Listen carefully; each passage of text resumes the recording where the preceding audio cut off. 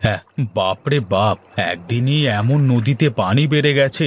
এভাবে বাড়তে থাকলে তো দুদিনেই মাঠ ঘাট সব পানিতে একাকার হয়ে যাবে।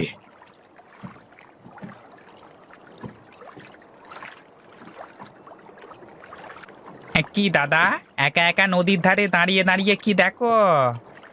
দেখবার মতো তো কিছুই নেই রে। নদীর পানি কিভাবে বাড়ছে তাই দেখছি। হ্যাঁ, পানি বারবার কমবার সাথে তোমার কি সম্পর্ক বলো তো? কেন রে? নদীর পানি বেড়ে গেলে তো তোর মজা, কিন্তু আমাদের মতো যারা চাষবাস করে খায় তাদের কি দুর্ভোগ, সে কথা কি একবারও ভেবেছিস? বলি, নদীর পানি বাড়ে বলি তো তোমাদের চাষ করতে আরো সুবিধে হয় দাদা। তুই যা বুঝিস না তোকে তা বোঝানো যাবে না, বুঝলি? হ্যাঁ, সত্যি কথাই বলেছো দাদা। যে যা বুঝতে চায় না তাকে তা বোঝানো উচিত না। তা তুমি কোথাও যাবে না? এখানেই দাঁড়িয়ে থাকবে নাকি? একটু ওপারে যাব, তাই তো দাঁড়িয়ে আছি। যদি দয়া করে ওপারে একটু দিয়ে আসতিস। হ্যাঁ, দয়া তো দাদা দেখাতে পারবো না। যদি তুমি পয়সা করি দাও তাহলে তোমাকে ওপারে রেখে আসবো, আবার নিয়ে আসবো। তা না হলে কিন্তু দাদা, এই রাকেশ মাঝি তোমাকে পার করবে না। ঠিক আছে ঠিক আছে, তাই হবে। চল চল, একটু ওপারে দিয়ে আসবি, চল দেখি।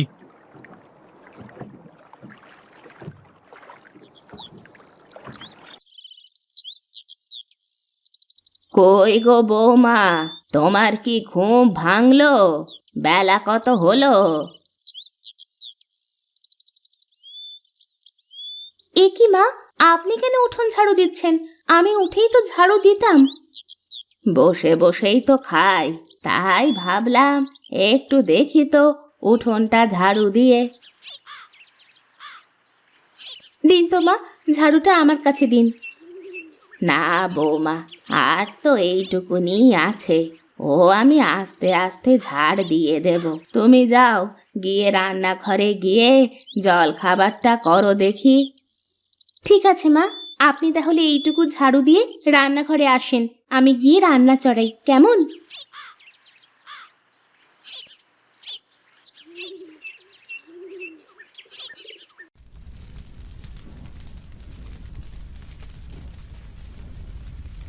আহা, কি ঘ্রাণ!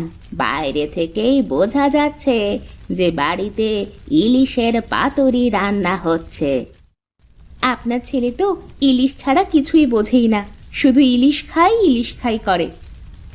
জানো বৌমা, ছোটবেলায় প্রীতম যখন আমার পেটে, তখন তোমার শ্বশুর মশাই খালি ইলিশ এনে এনে আমায় খাওয়াতো। আমিও না ইলিশ বাদে ভাতই খেতে পারতাম না। এজন্যই তো আপনার ছেলেও ইলিশ পেটুক হয়েছে, তারও তো ইলিশ ছাড়া খাওয়াই হয় না। বলি, পাগলটা কখন বাড়িতে ফিরবে, কিছু কি বলে গেছে নাকি? না মা, কিছুই তো বলে যায়নি, দেখলাম খুব ভোরে উঠেই চলে গেল। কখন যে কোথায় যায়, কি করে বেড়ায়, কাউকে তো কিছুই বলে না। শোনো বৌমা, তোমাকে আমি বলে রাখলাম, আজ প্রীতম বাড়িতে আসলে তুমি ওকে সোজাসুজি বলে দেবে, যেখানে যায় যাই করুক তোমাকে যেন সব বলে যায়। ঠিক আছে মা, আমি বলবো। তোমাদের এত করে বলি একটা বাচ্চা কাচ্চা নাও, সংসারে একটা বাচ্চা কাচ্চা আসলে কত ভালো লাগে। এ আবার লজ্জার এমন কি? শোনো বৌমা, এসব কাজে না দেরি করতে নেই। আমারও তো শখ করে নাতি নাতনির সাথে একটু খেলি। এসব কথা আমি আপনার ছেলেকে বললে তো সে আমাকে পাগল ভাবে, কি সব বলে। ঠিক আছে, আজ আসুক বাড়িতে, তারপর আমি বলবো।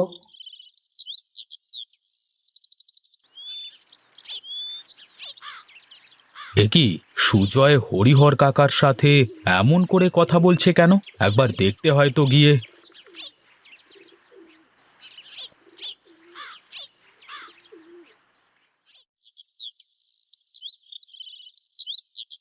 কি হয়েছে কাকা?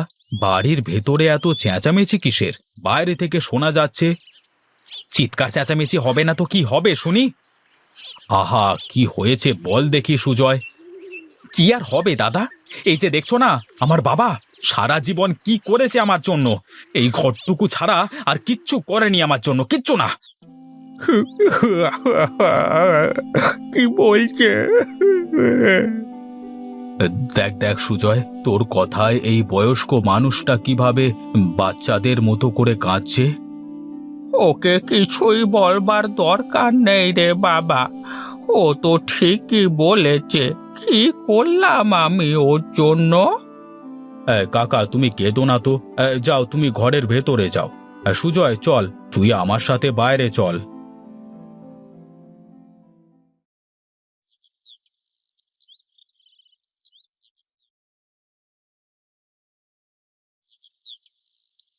আরে বয়স্ক মানুষদের সাথে কেউ এভাবে জোরে জোরে কথা বলে পাগল ছেলে? কি করব দাদা বলো, আমার জন্য সে কি করে দিয়ে গেল। করি তো জেলের কাজ, একটা ভালো নৌকা নেই যে বড় নদীতে গিয়ে মাছ ধরব। সবই তো বুঝি রে পাগল। শোন, বাবা মা তোকে যে এই পৃথিবীর আলো দেখিয়েছে এটাই তো অনেক কিছু, আর তুই আমি তাদের জন্য এইটুকু কষ্ট করতে পারবো না? দাদা, আমার যে আর সহ্য হয় না। আমার চারপাশে সবাই বিয়ে করে সংসার করছে, কিন্তু দেখো আমার কিছুই করবার নেই। মন খারাপ করিস নে। শোন শোন, আমি তোকে বলি, কালকে তুই আমার সাথে দেখা করবি কেমন? আমি তোকে একটা বড় নৌকো কেনবার ব্যবস্থা করে দেব। তুই সেই নৌকা করে বড় নদীতে গিয়ে মাছ ধরবি। তাহলে তো ভালোই হবে দাদা, বড় নদীতে গেলে তো আমি ইলিশ মাছ ধরবো।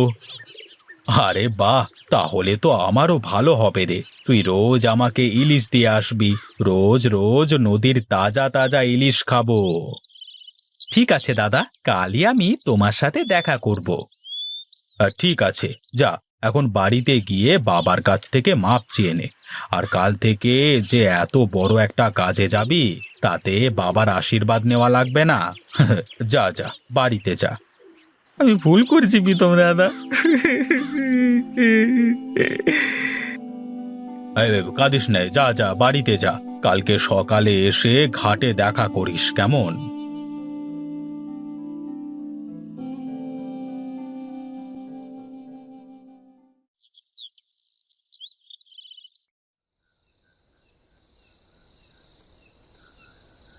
কি গো, আজ এত চুপচাপ কেন?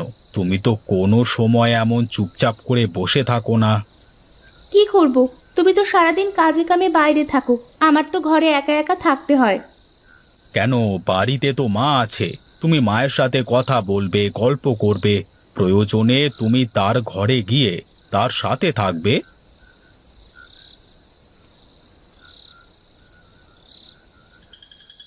মা, তো তুমি তুমি এত রাতে এখনো ঘুমাওনি? ঘুম তো আসে না রে বাবা। তুই এই যে বলছি বৌমাকে আমার সাথে গল্প করতে, আমার সাথে থাকতে বলি, এভাবে কতদিন? আমি কি সারা জীবন বেঁচে থাকবো? মা, এসব কথা বলো না তো। আচ্ছা, তুই কি বুঝিস না বাবা? আমারও তো নাতি পুতি নিয়ে খেলতে ইচ্ছে হয়। সময় হলে ঠিক হবে মা, তুমি অত চিন্তা করো না তো। দেখলেন তো মা, এবার তো বিশ্বাস হলো আমি আপনার ছেলেকে কম বলিনি। বুঝিস নে কেন রে তুই? এবার একটা ফুটফুটে দাদু ভাই আমার চাই চাই। ঠিক আছে, যেদিন আমি 100 কেজি ওজনের ইলিশ খেতে পারবো সেদিনই তোমাদের কথা শুনবো। দেখেছেন মা, 100 কেজি ওজনের ইলিশ আবার হয় নাকি? হয়তো বৌমা, কেন হবে না? আমার বাবার বাড়িতে তো আমি 200 কেজির ইলিশও খেয়েছি, তারপরেই না প্রীতম হয়েছে। অনেক রাত হলো, আমি ঘরে যাই, ঘুম পাচ্ছে। মা, কিন্তু এত বড় ইলিশ পাবো কি করে আমরা? ও চিন্তা তোমার করা লাগবে না, আমি দেখব। তোমরা এখন খাওয়া দাওয়া শেষ করে ঘুমাও।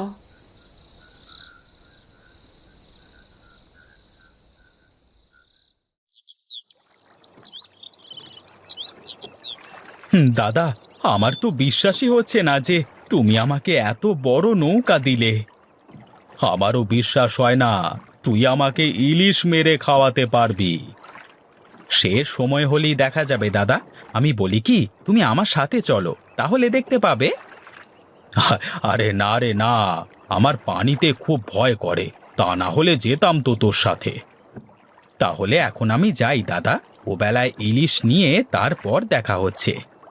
ঠিক আছে, সাবধানে যা, আর সাবধানে ফিরে আসিস কিন্তু।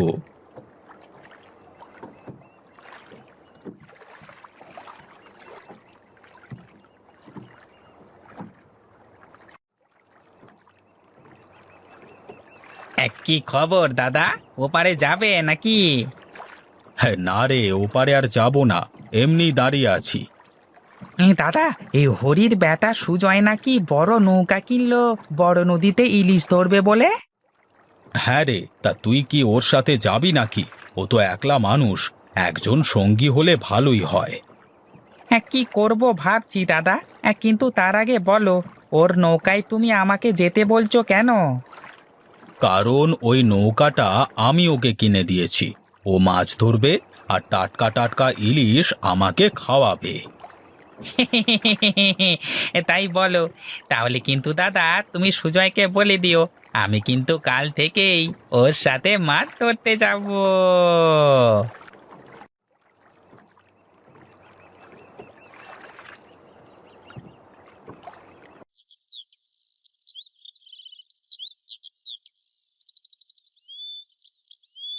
প্রীতম দা, আরে ও প্রীতম দা, প্রীতম দা।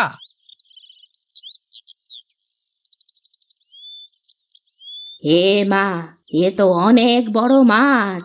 কোথায় পেলে তোমরা এত বড় মাছ? হ্যাঁ দাদা, আমরা আজ নদীতে গিয়েই এই মাছটা জালে আটকিয়েছি, অনেক কষ্টে ধরেছি মাছটাকে। আমার তো বিশ্বাসই হচ্ছে না রে, এত বড় ইলিশ কিভাবে হয়? দাদা, আমরাও তো প্রথমে ভেবেছিলাম কোনো প্রাণী হবে হয়তো, পরে দেখি একটা ইলিশ। যাক, এবার তাহলে আমাদের সকলের মনের আশা পূরণ হবে, তাই না মা? হ্যাঁ হ্যাঁ, এটা তো 100 কেজির ইলিশই ধরা চলে। ওহ, তোমরা থামবে একটু।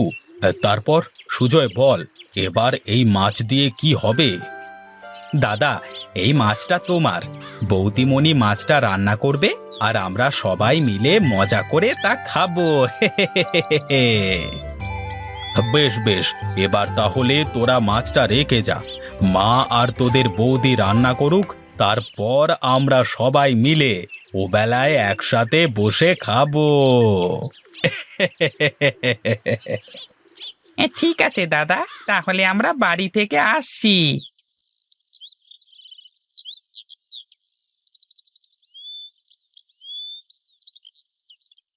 দেখলেন তো মা, এত বড় ইলিশটা বোধহয় শুধুমাত্র আপনার ছেলের জিদের কারণেই হয়েছে, তা না হলে কি আর এত বড় ইলিশ হয় কখনো? যাই বলো না কেন মা, আমার এবার নাতি নাতনির মুখ দেখা আর কেউ ঠেকাতে পারবে না।